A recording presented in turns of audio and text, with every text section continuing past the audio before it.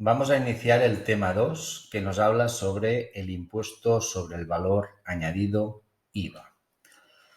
El índice que vamos a seguir es el que nos muestra en pantalla. Vamos a hablar y vamos a hacer un poco de referencia a las principales características que tiene el impuesto. Haremos una introducción desde la naturaleza del impuesto hasta los casos más especiales que tiene dentro de este ámbito. Empezaremos por el punto 1 para hablar de la naturaleza y ámbito de aplicación. Y diremos que el IVA es un tributo de naturaleza indirecta. Eso significa que si hay tributos indirectos, habrá tributos directos. Antes de explicar un poco qué es un tributo de naturaleza indirecta, empezaremos explicando qué es un tributo de naturaleza directa, que nos será más fácil para entender por qué el IVA es un tributo indirecto. Diremos que un tributo es directo cuando particulariza en una persona en concreto o una empresa en concreto, de manera que tiene en cuenta las circunstancias personales del individuo. Por ejemplo, cuando yo hago el impuesto sobre la declaración de la renta, es un impuesto destinado a Josep Patau y mis circunstancias personales las tendrá en cuenta a la hora de calcular el impuesto. Si calculo un impuesto de sociedades a una empresa determinada, tendrá en particular y tendrá en cuenta si es una pequeña empresa, si es una gran empresa, etcétera, etcétera. De manera que el IVA nos dice que es indirecto porque no grava a nadie en concreto. Es decir, no va dirigido a ninguna persona en concreta y tú decides si pagas el impuesto o no pagas el impuesto. ¿En qué medida? Porque es un impuesto que recae sobre el consumo. ¿De acuerdo? De manera que si tú decides consumir un producto, vas a pagar el IVA. Si decides no consumirlo, no vas a pagar este IVA. De manera que de ahí que se diga que el IVA es un tributo de naturaleza indirecta. ¿Y qué grava?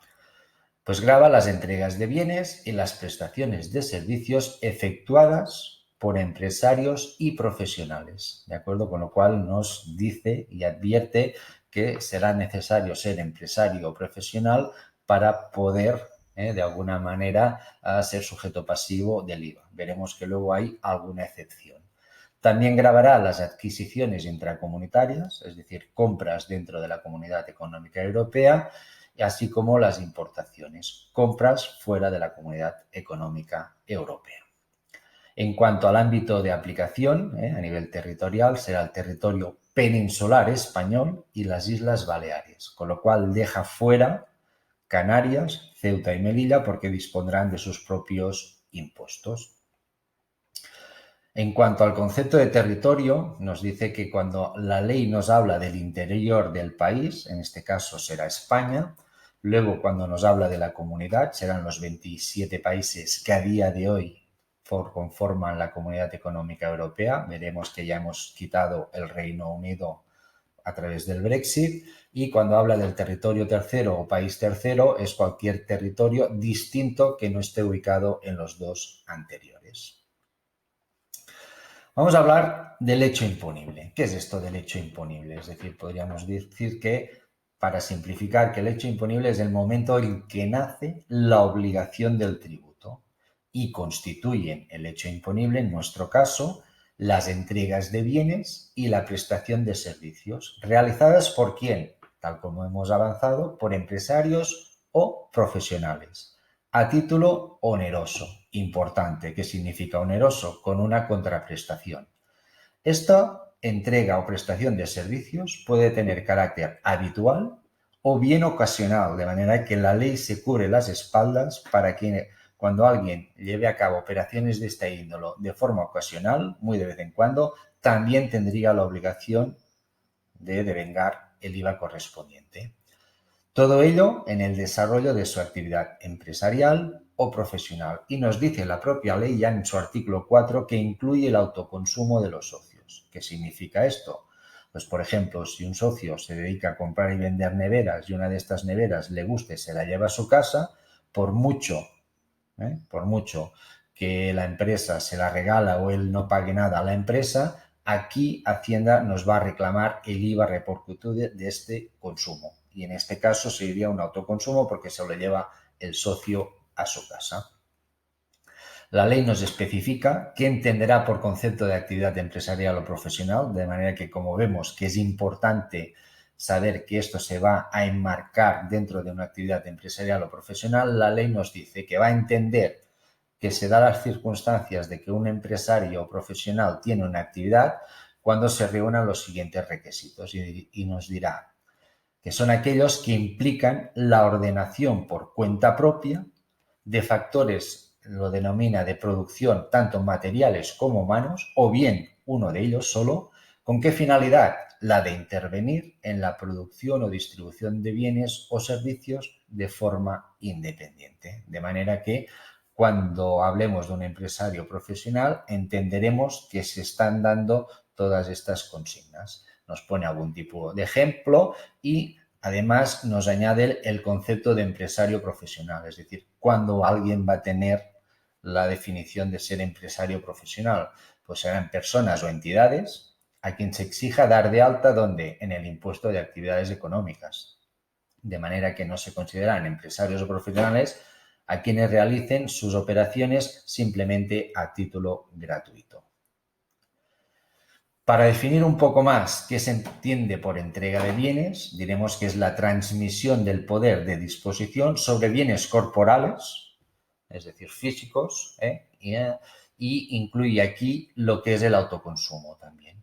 Por contra, cuando hablemos de prestación de servicios, por definición nos dirá que todo lo que no sea una entrega de bienes, por definición será una prestación de servicios, y nos pone la propia ley a título de ejemplo algunos ejemplos para ver qué entendemos nosotros por prestación de servicios. Por ejemplo, un arrendamiento sería una prestación de servicio, un transporte sería una prestación de servicio, el suministro de productos informáticos sería una prestación de servicio. Nos sirva esto a título de ejemplo. Dentro del hecho imponible vamos a hacer mención especial a las operaciones no sujetas y nos avanzaremos un poco y explicaremos la diferencia entre una operación no sujeta y una operación exenta que nos saldrá un poco más adelante. Diremos que una operación es no sujeta cuando ya no está dentro del hecho imponible del impuesto. Es decir, ya es una casuística que no está regulada en la propia ley del IVA y por lo tanto no habrá que tributar por ello, pero no tributará porque ya no realiza el hecho imponible. ¿De acuerdo? Por contra, más adelante veremos que hablaremos de exenciones. La diferencia con una exención es que la exención sí realiza el hecho imponible, por lo cual sí está regulado dentro de la normativa de IVA, pero por la propia idiosincrasia del elemento que tenemos entre manos, la propia ley dice que esto estará exento de IVA, por ser de un bien de interés común, etcétera, etcétera. ¿De acuerdo? Vamos a centrarnos primero en las operaciones no sujetas, con lo cual no realizan el hecho imponible y por lo tanto no van a ser susceptibles de pago de IVA. Por ejemplo, nos dice la ley las transmisiones del patrimonio empresarial o profesional, de manera que cuando un empresario transmite la totalidad de su actividad económica, esto estaría exento de IVA. Cuando hay una entrega o una prestación de servicios a título gratuito, esto también estaría exento de IVA. Los servicios procedentes de relaciones laborales, es decir, la relación entre un trabajador por cuenta ajena con su empresario, esa actividad también está no sujeta a IVA. También los servicios a cooperativas de trabajo por sus propios socios, es decir, cuando un socio cobra de la sociedad en la que es socio por formar una cooperativa, esta operación también está no sujeta a IVA. Asimismo, los servicios de gestión propias de las administraciones públicas, con alguna excepción. A su vez, convenios entre empresas y servicios gratuitos tampoco son sujetos a IVA. Las concesiones y autorizaciones administrativas y las entregas de dinero como pago. De manera que cuando haces una factura, esto sí llevará el IVA. Cuando pagas esta factura, este pago es una operación no sujeta. Sirva estos a título de ejemplo. ¿Cuándo se produce el devengo del impuesto? Es decir, devengo en el momento en el cual nace la obligación de el pago del IVA dentro de este hecho imponible. ¿De acuerdo? Nos dirá que las entregas de bienes se devenga el impuesto cuando estos se pongan a disposición del adquirente. Por el contrario, en la prestación de servicios, el devengo se produce cuando se presten ejecuten o efectúen las operaciones gravadas por el impuesto. Y sobre todo a tener en cuenta, en ambos casos, el devengo se produce con independencia del cobro de la cantidad correspondiente, de manera que serán dos cosas totalmente distintas. Existen algunas reglas especiales en cuanto al devengo. Vamos a verlas. En las operaciones en las que interviene un comisionista, es decir, habrá tres partes, y en una operación de venta, es decir, de comisión de venta, habrá el comitente que vende al comisionista y el comisionista que vende al cliente. Cuando se produzca una operación de este tipo, es una comisión de venta, el devengo nos dice que se produce cuando el comisionista efectúa la entrega al cliente. Por contra, cuando el comisionista actúa en una comisión de compra, es decir, que habrá tres figuras también, pero aquí habrá el proveedor que vende al comisionista y el comisionista al comitente. Nos dirá que el devengo se produce cuando le sean entregados los bienes al comisionista. ¿Por parte de quién? Del proveedor. En el autoconsumo, el devengo se produce cuando se realiza la operación gravada, es decir, en el caso anterior, cuando se lleva la nevera a su casa. En las operaciones de tracto sucesivo, es decir, cuando haya un suministro constante a lo largo del año, como por ejemplo electricidad, pues si nos dicen que nos van a facturar cada 2 meses, pues cada 2 meses habrá el devengo del impuesto. Tener en cuenta que en los pagos anticipados también se devenga el impuesto y ocurrirán en el momento que se efectúa este pago. Y en las inversiones del sujeto pasivo, que son aquellas operaciones que se cambia el destinatario del servicio, es decir, que en lugar de ser sujeto pasivo, quien efectúa la entrega o la prestación de servicios pasa a ser sujeto pasivo el que recibe esta entrega de bienes o esta prestación de servicio. Aquí se producirá en el momento en que se dé la entrega o la prestación del servicio. ¿De acuerdo?